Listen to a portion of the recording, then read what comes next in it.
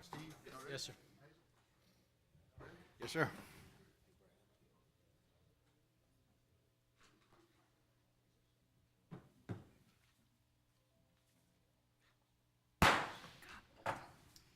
I'd like to welcome everyone to the Town of Lexington Council meeting. This meeting is being held at Town Hall Tuesday evening, October 3rd, 2022. This meeting is being broadcast live on the town's cable information channel, channel 1301, and the town's YouTube channel. I'm Steve McDougall, the mayor of Lexington. This time I'd like to introduce you to my fellow council members. To my left is Mayor Pro Tem Hazel Livingston. Good evening. To her left is Councilmember Todd Carnes. Good evening. To his left is Councilmember Steve Baker. Good evening. To my right is Councilmember Kathy Maness. Good evening. To her right is Councilmember Ron Williams. Good evening. And to his right is Councilmember Todd Lyle. Good evening. At this time, I would like to ask Mayor Pro Tem Hazel Livingston if she would give tonight's open invocation. Thank you, Mr. Mayor. Let us pray. Heavenly Father, we come to you today asking for your guidance, wisdom, and support as we begin this meeting. Help us make wise decisions for the betterment of the town of Lexington. Fill us with grace, dear Lord, as we make decisions as a team leading our community. God, I ask that you wrap your loving arms around all of the victims of the hurricane. I pray for you to pour out hope, peace, and comfort on everyone that was affected by the hurricane. We thank you for your love and care for us. I thank you for our community, staff, and my fellow council members. In Jesus' name, amen. Thank you very much. At this time, I'd like to introduce to you Lexington County's own veteran U.S. Army retired First Lieutenant Tom Lucas. Tom, if you would, please come to the microphone. If everyone would please stand, remove your hats for the Pledge of Allegiance.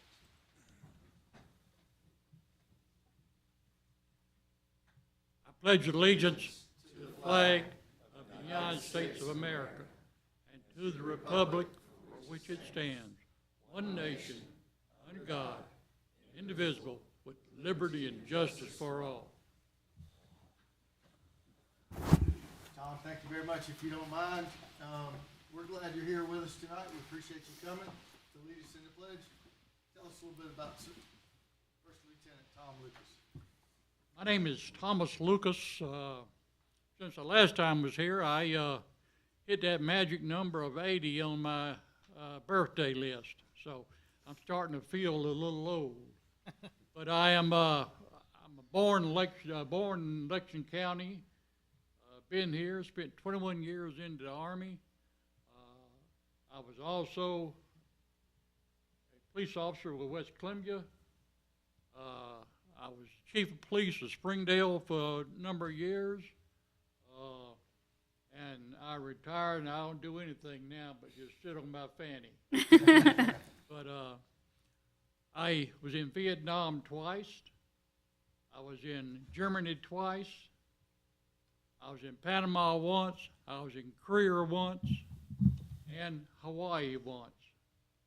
It kept me pretty well overseas for 21 years. My family, wife and family just traveled right behind me all the time, so they took care of me.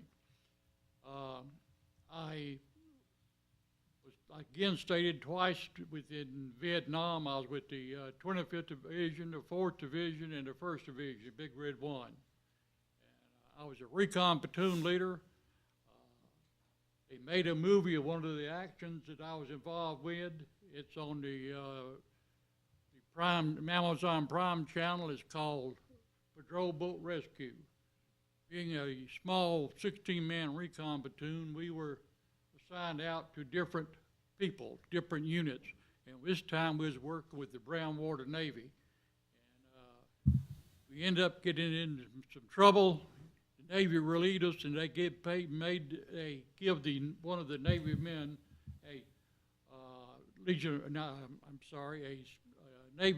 Navy Cross. So he made a movie of that, and it's on. If I wanted to look at it, it's on the Amazon channel. It's Prime, and it's about 5 different actions, but it's Patrol Boat Rescue is the one that's there. So I again retired in 1981, and enjoyed every minute of my retirement. Tom, thank you so much for being with us tonight. Thanks for being a part of our community. Thank you, appreciate For it. your service. Thank you.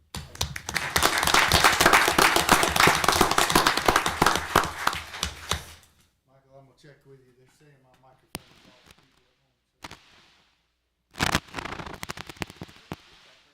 Are you? Check 1 2 check 1 2 check.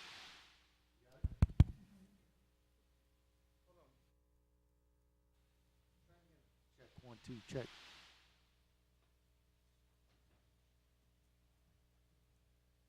Mayor, looks like it's coming out well. There you go. Check 1. There we go. There you go. Thank you, David Livingston, for letting us know that. Appreciate that very much. Very good. At this time, I will call the meeting to order. And our first order of business for tonight is a report on our executive session this evening. Tonight's executive session had one routine personnel matter. We had 2 legal issues. One issue was regarding pending litigation, and one was advice regarding agenda items. We had 1 contractual issue. That was a downtown development issue. No vote was taken in executive session other than to vote to adjourn executive session. Do I have a motion to ratify the mayor's executive session report? So moved. Ms. Manis makes a motion. I have a second. Second. Councilmember Williams seconds the motion. All those in favor, please raise your right hand. That is unanimous. At this time, we'll move into deletions on the agenda. Are there any items on the agenda that need to be removed from tonight's agenda? Very good. Hearing none, we'll move right into approval of minutes. A copy of the minutes from the work session on September 19 are provided to you in your packets. Are there any omissions, additions, or corrections for work session September 19, 2022? If there are none, I will entertain a motion to approve those minutes. So moved. Mr. Baker makes a motion. Is there a second? Second. Mayor Pro Tem seconds that motion. All those in favor, please raise your right hand. Those are ratified. At this time, we'll move into presentations. Our first presentation this evening is a proclamation recognizing American Pharmacist Month, read by Councilmember Todd Lau. This is from Nikki Chen, American Pharmacists Association Academy of Student Pharmacists. Nikki, if y'all would, please come forward. Councilmember Lau would like to read a proclamation. Councilmember Lau. Thank you, Mr. Mayor.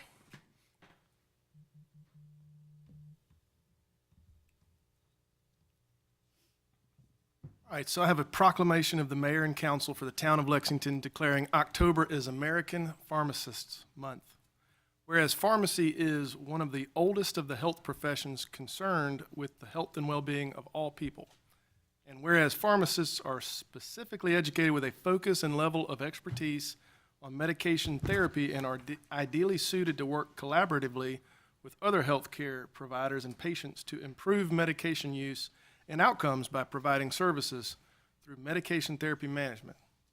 And whereas it is important to promote the profession of pharmacy as an essential health care provider, and whereas pharmacists provide both expertise and accessibility, which are crucial to patients fully optimizing access to medications that are not self-administered, such as but not limited to immunizations, and whereas the American Pharmacists Association and the South Carolina Pharmacy Association have proclaimed October as American Pharmacists Month in the theme, Your Pharmacist, Improving Health and Increasing Access. Now, therefore, let it be proclaimed by the mayor and the council for the town of Lexington that October is hereby declared American Pharmacists Month in the town of Lexington. And all citizens are urged to take advantage of the valuable services provided by local pharmacists. Proclaimed this 3rd day of October, 2022. Signed, Steve McDougall, Mayor. Very good. If y'all don't mind, we're going to take a few pictures, and then we'd like to have a few words from you.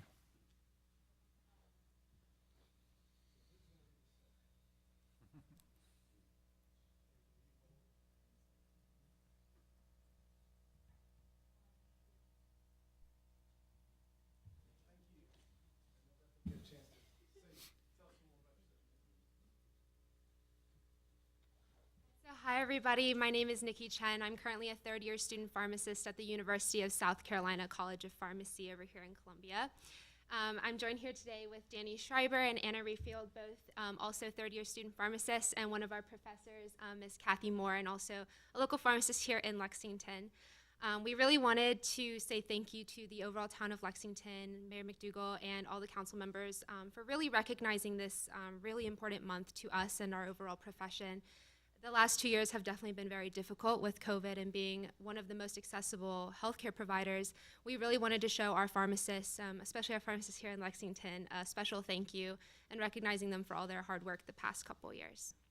Very good. Congratulations. Thank you.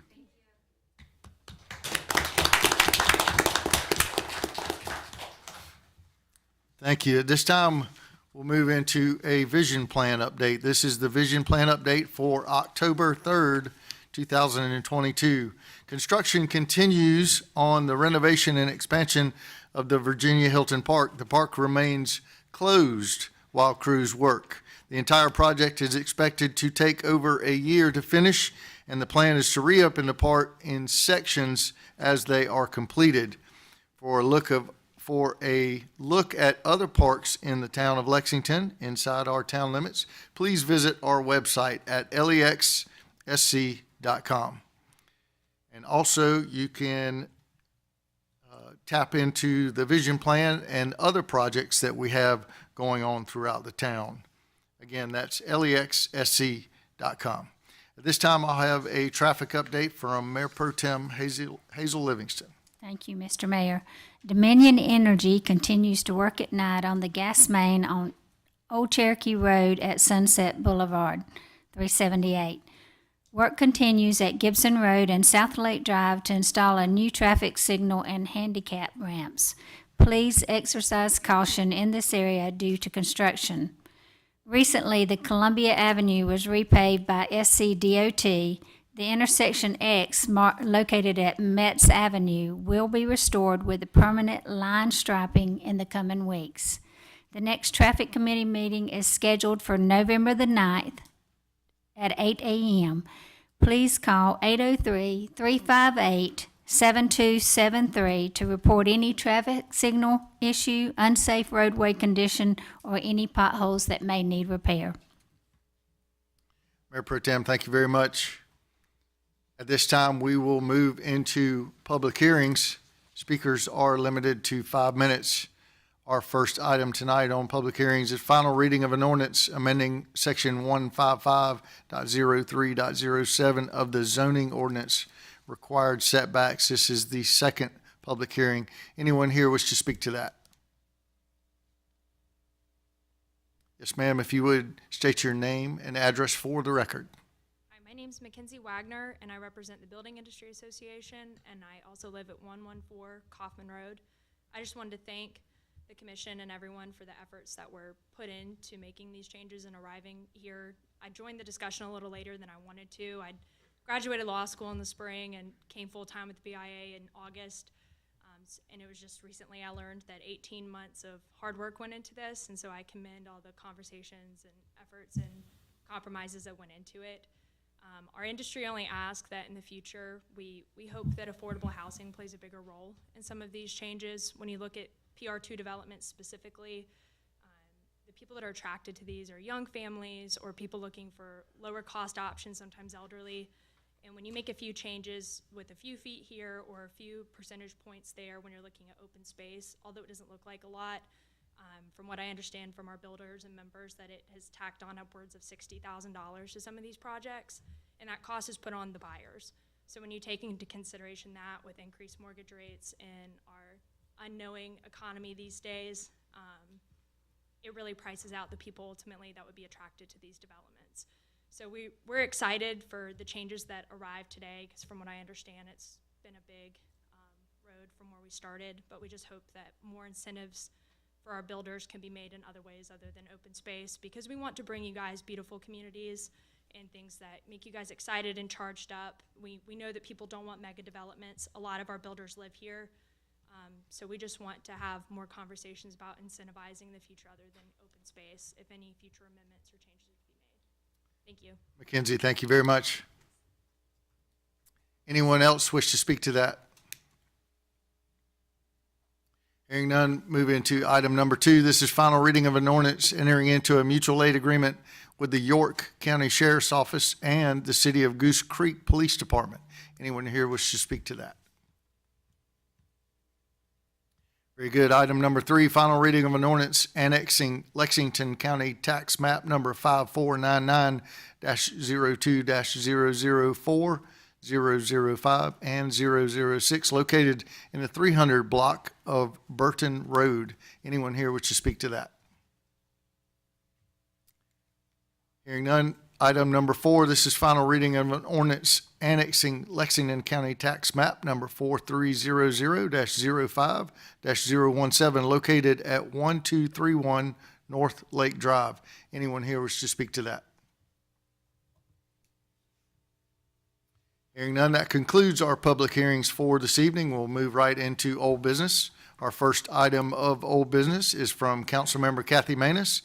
This is final reading of an ordinance annexing Lexington County Tax Map number 004496-02-096, located in the 2700 block of Mineral Springs Road. Councilmember Maness. Thank you, Mr. Mayor and Council. P4SC Holdings Incorporated owns 4.3 acres in the 2700 block of Mineral Springs Road and has petitioned to annex the property. The property is currently undeveloped, but the owner plans to subdivide it into single-family lots.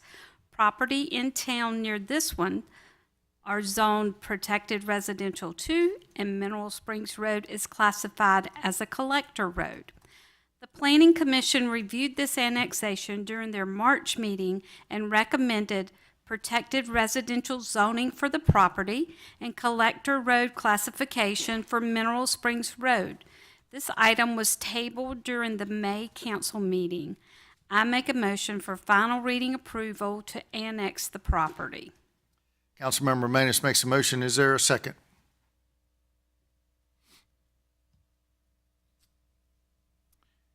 I'll second it.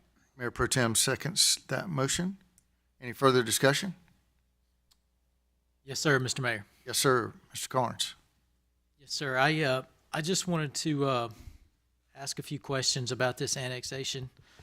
I know I've seen a similar development to this on Old Cherokee Road, and I was just curious about some of the access, the ingress, egress to this particular piece of property, and maybe Mr. Edwards can help us out and talk about that for a minute.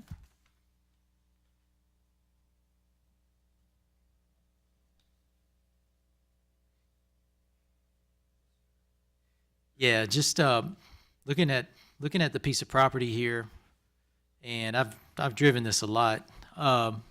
What is the safety profile of trying to get in and out of this curve on Mineral Springs? Just because we all know that Mineral Springs is a little bit of a hot rod place where people like to drive fast, and so what's the safety issue with ingress and egress on this piece of property, and are we in a position to mitigate that in any way? Because just up from this, if the turn just up from this, I know that multiple cars have gone off the road there because they come from 378 and they try to make that right, and they literally go off the road. I talked to the lady who lives right there. It's almost a joke how many people have done it. So, like, how do we mitigate against that kind of scenario here in this turn as well if we put some driveways in there? Any access points would have to meet design standards for that section of the road. So spacing, sight distance, those factors that go into determining where a safe access can be allowed. So our sight distances, are they based on posted speed limits, or are they based on actual data of how fast people go in that particular area? Based upon posted speed, which is typically set around 85th percentile of traveled speed. facts are that this is a 60-mile-an-hour design curve. It's a 662-foot radius curve, Right. which meets a 60-mile-an-hour design speed. The factors are that there's a lot of trees and overgrowth in that area, so that's why, you know, you implement warning signs, the yellow labeled signs, which then warn curve ahead, those types of factors, or what traffic engineers and the Manual of Uniform Traffic Control Devices advises to implement those things. So if the, so sight distance would be based upon the posted 40 miles an hour. So it's posted 40 miles an hour now. That's what the sight distance is required. You know, it's 400 and some odd feet, which appears to be able to be obtained at various locations, provided it was a cleared site. Right. Which we would assume, given the depth of the site, that that's what it would take in order to actually build on it. Yeah, I'm just So all asking. that- sorry. I'm just asking questions. So, because I know just enough about that to be dangerous, but if the curve is designed to handle something going 60 miles an hour, but the sight distance is based simply on the posted speed limit, which is 40, but the actual speed limit of what people drive through there is closer to 50, 55, because they can make the turn at 50, 55 because the curve's designed for it. I mean, is there any, do we have any responsibility to put a sight distance scenario in there based on actual speeds as opposed to that number on the sign when we're aware of the fact that the actual speeds are significantly higher than what's on the sign? Is there any discretion on our part to go, I know what's on the sign, but I know how fast people drive on this, and so I'm gonna mitigate that sight distance some for that purpose? Do we have any discretion there, or do we have any liability there if we don't show discretion? Well, I think that you could end up on the flip side of that, which is, you know, end up being liable because you limit it. So if I say, well, I feel like it's too fast, I mean, unless we were to say, and go through a safety measure and come and say, this is a 35-mile-an-hour curve, which would then, with me, create that situation where you can advise access ahead, those types of factors would all come into play. I mean, would it be feasible for us to ask Chief to set up his mechanism out there and for us to actually gauge how fast people drive in that scenario so that we have that data? If it would have any impact, would that be something we could do? Absolutely. I mean, we can. I think that'd at least be worth exploring so that we're making assumptions, but we could get some real world data about what the real speed is in that curve. Because, you know, I mean, what's there is there. We're kind of stuck with what's up above. But just to make sure we do our due diligence. Meaning up the hill, is that what you're talking about back? I mean, right there on Mineral Springs Road. I don't know if we can, I know we do those measurements in neighborhoods. I don't know if we can do that on Mineral Springs or not. Could I interject? Certainly. Quickly to add some clarity? So just to be clear, if we did a speed study on there and the 85th percentile was 55, could you then require sight distances for 55 based on that data? You could? So let's do that. But we would ask the engineer to provide that data, like a site engineer that's developing that site. I think what that. But who's going to go get the data? The question is who's going to go get the data? Yeah, we're capable of doing it, but it's also like we can put that burden on the developer to prove that, okay, yes, this is. But I think council might be more comfortable if we took that, or at least checked what the. Yeah, I think it'd be prudent to have it done, and certainly I don't know that. I mean, everybody can speak for themselves. I'm not sure we'd be against leveraging the resources just to make sure, because that's just we just know that's one place in. There's probably multiple places in town. Chief could tell us about where there's a posted speed limit and then there's the actual speed limit. But this is certainly one that's there's a difference in people going 40 and a 25 and people going 60 and a 40. And I don't know that it's 60, but I do know it's a lot faster than 40. So what we can do is collect it and actually talk about the facts. That'd be perfect. That'd be perfect. And I may be dead wrong on that. So that's the reason why it'd be great if we could do that. No, I think that's a good idea. I mean, it certainly is currently, the overgrowth, it's definitely a difficult to safely do 60 miles an hour on that curve, which is why it's signed less than that. So we get, to answer your original question, we would look into those safety mechanisms when it comes to where any driveway would want to be placed along that area. Yeah. So the direction would be go collect, Do a speed study. report that back. Well, I can, if you wanted to let me know, I can convey it.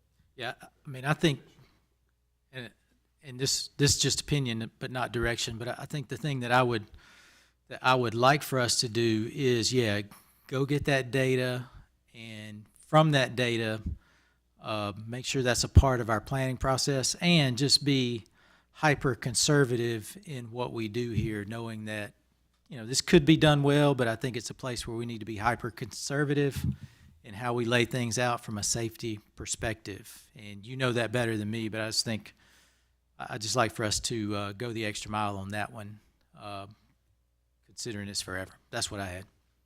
Thank you, sir. Randy, one quick question. If that road currently has a speed limit of 40 miles an hour, if we annex this property and they build 3 or 4 houses up in there and 3 or 4 houses below it, you're adding 6 or 7 new homeowners that are coming in and out of that new driveway that's not there today at a 40 mile an hour.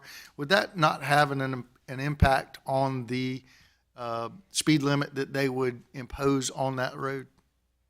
So if you introduce new curb cuts or new driveways, wouldn't that give them right to go back and say, all right, let's reduce the speed limit through here? You can. I don't know that in this particular case that it would come to that level of. Okay. It's already at 40 miles an hour. So it's frankly difficult on a 60 mile an hour design curve to actually do 40 miles an hour, because you're just simply putting up, you physically want to drive faster. Yeah. And so to then take it even lower broadens the gap that then, you know, I mean, you end up with a lot of people violating at that point. That's where the 85th percentile. Sure. What that says is that it's the graph of all the data points. And then at the 85th, it's everybody's below that number. 85% of the data set is below that speed limit. Everybody above that is what we consider to be outside the norm. So we aim to post at 85th. That's how that data is interpreted. Okay. All right. My gut would say once it's cleared, adding those extra driveways becomes actually safer because you can now see better. So of course my fear back to Chief would be that you now got enforcement, that you've got to focus on enforcement because more people may creep towards that. Yeah. But it's certainly something we can monitor as it comes along. Very good. Thank you. Yes, sir, Mr. Lyle. 1 second, Randy. Can you go back one more time? The last thing you said, if you put in driveways, it makes it safer because you see them? Once it's cleared in those driveways, okay, you'll be able to see, therefore making you want to actually drive closer to what the curve is designed for. And seeing is safer. So, I mean, So you have to mask clear for line of sight throughout that entire curve.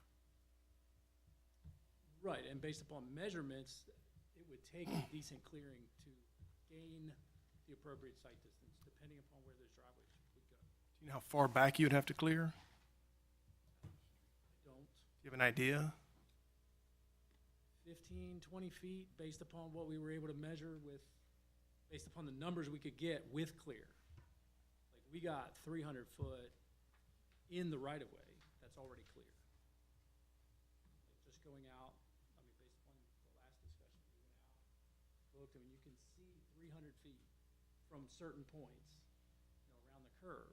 Now, that's not the site distance that's required, so it would require some clearing, which then must be placed into an easement so that it's permanently protected. This is a intersection site distance? Stopping site distance. All right. Why are we not using intersection? That's an approaching intersection. We're looking for stopping. You're turning into your driveway. I need to see you stop. What about somebody turning out of their driveway onto the road? You still have that same site clearance. And the intersection site, like stopping site distance is the governing for that 40 miles an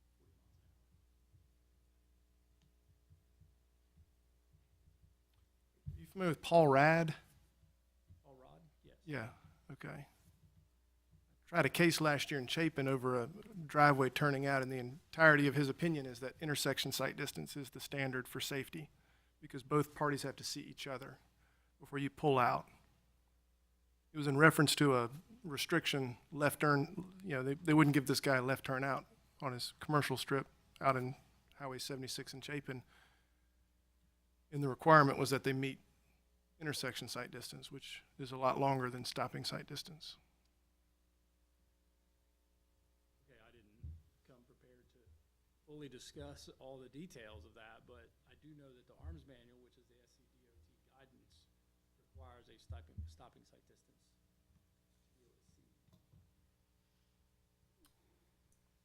Right. I mean, you All right. have that same left turn. I mean, that's an easier maneuver than me stopping doing 60 miles an hour.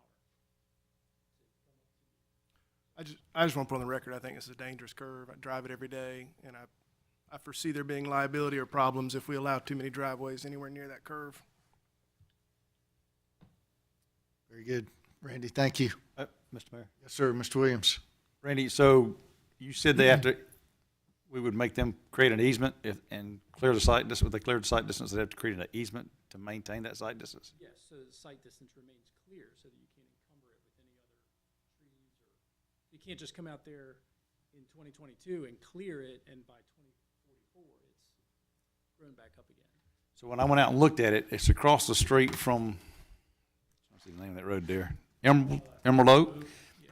It's about a 5-foot incline or more from that ditch up to the top where the dirt is now. So so for them to meet the site distance, they'd have to knock that hill down towards that curve. Yes, but now if you fully walk up around, I mean, the ground starts to fall off pretty significantly. They're actually gonna have to build up, any driveway there would have to be built up. Okay. So that you see, that's also, there's driveway approach criteria that would have to be met on that site. So if we annex this property, then you're gonna make them adhere to the site distance and turn over any easements that we're gonna require. SCDOT will require all of that. Okay. And so they couldn't come in later and just say, well, this is my side of the house and I want to stick a utility building right here. It gives you the leg to go back and make them move it. Correct. In that easement, that gets a cleared easement that is dedicated to SCDOT since it's their road to remain clear. Okay. And so, I mean, we also would, with talking with John, and the developer, to encourage these, I mean, use our shared driveway tool with me to reduce the number. We don't want a certain, I mean, the maximum number of driveways you could have on that curve. We don't want that. Ideally, we would have one driveway. Logistically, we can make that work, but certainly we'll work towards that reduction. So would the site distance have to be in place prior to construction of any of that property? Yes, I think, talking to Alan, we had to do the same thing on Cromer Road, establish site distance and get that cleared before we could get in there and start doing the site. So it's, yes. All right, thank you. Randy, thank you. I think you understand the concern that this council has for the safety on that stretch of road. Thank you. We have a motion and a second. All those in favor, please raise your right hand. That is unanimous. Our next item of old business is from Councilmember Todd Carnes. This is final reading of an ordinance amending the zoning and land development ordinances, required setbacks, and green space. Councilmember Todd Carnes. Thank you, Mr. Mayor. Caught up here. Town Council and Planning Commission have worked for several months to improve the development standards for small lot subdivisions. The attached ordinance increases the front and side yard setbacks for homes in these developments, includes a minimum lot width for individual lots, requires a minimum perimeter buffer around the development, and increases the required open space for the development as a whole. Mr. Mayor, I make a motion for final reading approval. Mr. Carnes makes a motion. Is there a second? Second. Mr. Williams seconds the motion. Any further discussion? Hearing none, all those in favor, please raise your right hand. That is unanimous. Our next item of old business is from Councilmember Ron Williams. This is final reading of an ordinance entering into a mutual aid agreement with the York County Sheriff's Office and the City of Goose Creek Police Department. Councilmember Williams.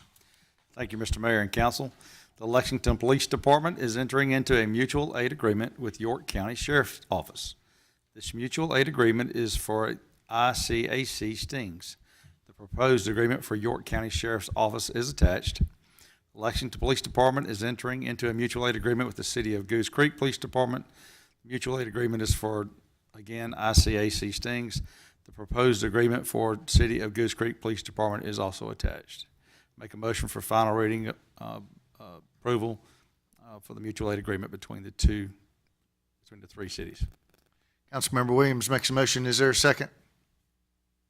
Second. Councilmember Baker seconds the motion. Any further discussion? Oh, Mr. Carnes, I'm sorry. Thank you. Any further discussion? Hearing none, all those in favor, please raise your right hand. That is unanimous. Our next item of old business is from Councilmember Steve Baker. This is final reading of an ordinance annexing Lexington County Tax Map number 5499-02-004, 005, and 006 located in a 300 block of Burton Road. Councilmember Steve Baker. Thank you, Mr. Mayor and Council. Burton Road Investments LLC owns approximately 33.3 acres on 3 parcels located in the 300 block of Burton Road. It's a lot of threes. And has petitioned to annex the property. The property is currently undeveloped. Properties in town near this one are zoned general commercial, and Burton Road is classified as a collector road. The Planning Commission reviewed this annexation during their September meeting and recommended industrial zoning for the property and collector road classification for Burton Road. I make a motion for final reading approval to annex the properties. Councilmember Baker makes a motion. Do I have a second? I'll second it. Councilmember Manus seconds the motion. Any further discussion? Hearing none, all those in favor, please raise your right hand. That is unanimous. Our last item of old business is from Councilmember Todd Lyle. This is final reading of an ordinance annexing Lexington County Tax Map number 4300-05-017 located at 1231 North Lake Drive. Councilmember Lyle. Thank you, Mr. Mayor. Nagaraju Kata and Mohana Katukuti. Sorry? I apologize. Oh. You just want to hear me say those names again. I did. Nagaraju Kata and Mohana Katukuti own 2.6 acres at 1231 North Lake Drive and have petitioned to annex this property. A single-family home is located on the site currently. Properties in town near this one are zoned protected residential and general commercial. North Lake Drive is classified as an arterial road, and the Planning Commission has reviewed this annexation during their September meeting and recommended protected residential zoning for the property and arterial road classification for North Lake Drive. Mr. Mayor, I would make a motion for final reading approval to annex this property. Councilmember Lyle makes a motion. Is there a second? Second. Councilmember Carnes seconds the motion. Any further discussion? Hearing none, all those in favor, please raise your right hand. That is unanimous. Our first item of new business is from Mayor Pro Tem Hazel Livingston. This is first reading of an amendment to the mobile food vendor ordinance. Mayor Pro Tem. Thank you, Mr. Mayor. At the September work session, Town Council discussed the following changes to the mobile food vendor ordinance, Section 110.111. Staff recommended the changes to be better aligned with surrounding communities and remain competitive from an economic development perspective. Deletion of the food trailer definition, change to the definition of catering truck, change in annual permit process, and allowing property owners to hold permits. I make a motion for first reading of amendment to the mobile food vendor ordinance. Mayor Pro Tem makes a motion. Is there a second? I'll second. Councilmember Williams seconds the motion. Any further discussion? Hearing none, all those in favor, please raise your right hand. That is unanimous. Our next item of new business is from Councilmember Kathy Manus. Juneteenth holiday policy. Councilmember Manus. Thank you, Mr. Mayor and Council. Juneteenth was declared a federal holiday on June 17th, 2021. Since then, 24 states have followed suit. Juneteenth, also known as Emancipation Day, is a celebration of the abolishment of slavery in the United States. It commemorates the June 19th, 1865 announcement of the abomination of slavery in Texas and the emancipation of African American slaves throughout the Confederate South. At the September work session, Town Council was asked to consider the declaration of June 19th as an official holiday for the town of Lexington. Currently, the town has 10 official holidays, with Christmas and Thanksgiving being 2-day holidays. If council wished to include this as an official holiday, it was recommended that it be celebrated on June 19th or on the closest working day to June 19th when it falls on a weekend as indicated in the chart below. I make a motion for consideration of approving the Juneteenth holiday as a town policy. Councilmember Manus makes a motion. Is there a second? Second. Councilmember Baker seconds the motion. Any further discussion? Hearing none, all those in favor, please raise your right hand. That is unanimous. Our next item of new business is from Councilmember Todd Carnes. This is the Lexington Sertoma sponsorship request. Councilmember Carnes. Thank you, Mr. Mayor. The Lexington Sertoma Club will hold their annual Big Thursday event in the town's Ice House Pavilion on October 20th, 2022, and have requested support. In 2021, the town contributed $600 to the event as a field goal sponsor. A flyer listing levels of sponsorship is attached in our materials tonight.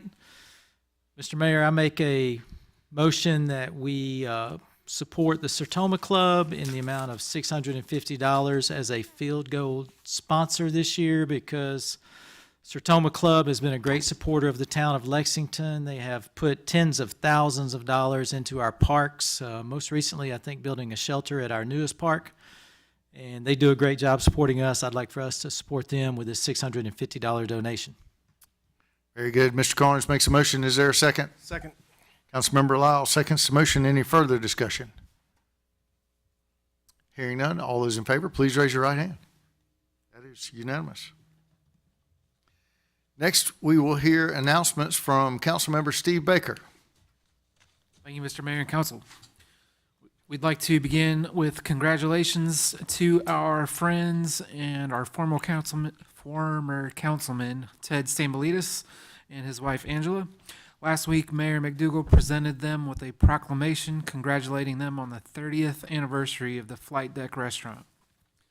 The Ice House Amphitheater continues to host many great concerts and events, including the town's Lexington Live Free Thursday Fall Concert Series, which has 2 more concerts. This Thursday at 6:30, we have the Tams, and next week at 6:30, finishing off with the Root Doctors.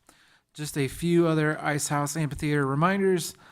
Resurrection, a Journey tribute, is back October 7th and 8th at 6 p.m., and tickets are $25 each. Wolf Stock is a fundraiser for the Humane Society of South Carolina. It will be held on October 9th from 1 to 6 with bands and brews and dogs and food trucks. Tickets are $10. Ghostbusters Afterlife, the movie, will be shown on October 22nd at 8. It is a free event. No ticket will be required. Tokyo Joe's Cancer Research Fundraiser will be on October 28th at 6. Tickets are $30 each. The Addams Family movie will be shown on October 29th at 8 p.m.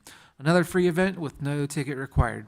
You can go to www.icehouseamphitheater.com for detailed information on any of the concerts at our amphitheater. Please join us on Saturday, October 8th at 10 o'clock at Character Park when the town honors a local hero. The town will dedicate Hendrick Street as the Joy Hallman Boulevard. Coach Hallman graduated from Lexington High School in 1974 and went on to mentor and coach hundreds of young people throughout her Double Dutch program. Come out and hear more about this wonderful and inspiring lady. After a 2-year break, the Lexington Police Department's Fall Festival is back and at a new location. Come join the fun on October 25th from 5:30 to 8:30 at the Ice House Amphitheater.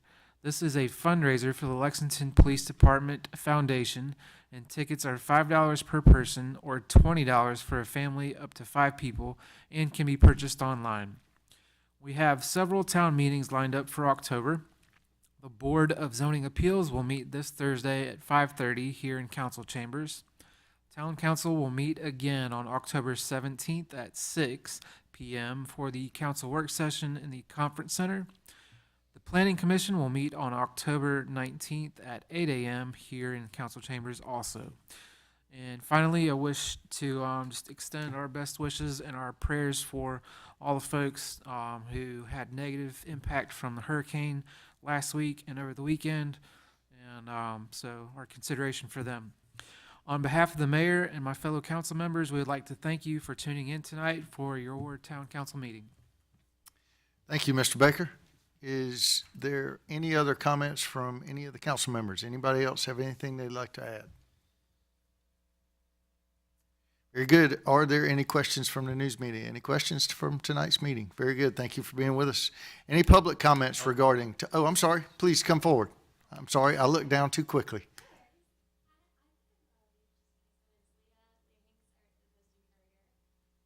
Just regarding the Juneteenth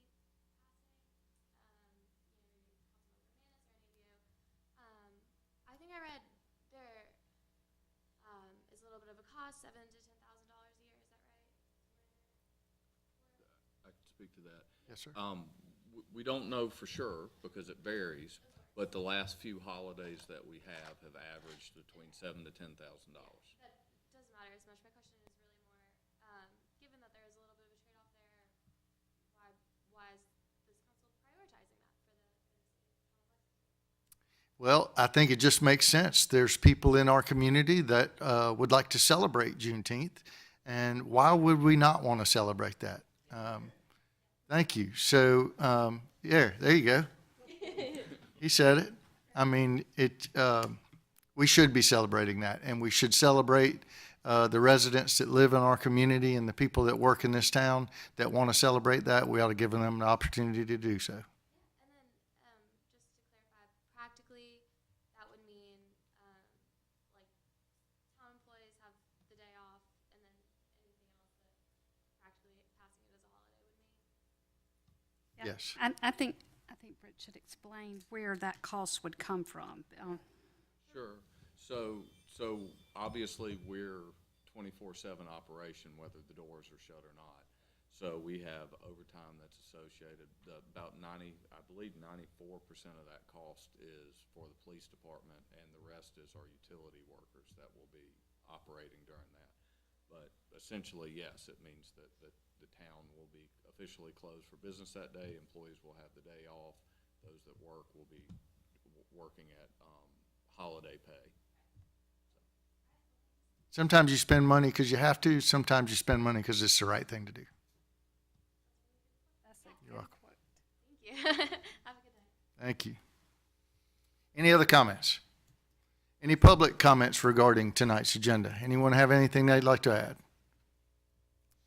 Very good. That concludes our business for this evening. Thank you for watching the Town Council meeting for the Town of Lexington. This meeting was held at Town Hall Tuesday evening, October 3rd. This is Monday evening, October 3rd, 2022. A recording of this meeting will be available for viewing on the town's cable information channel 1301 and on the town's YouTube channel. Without objection, we are adjourned.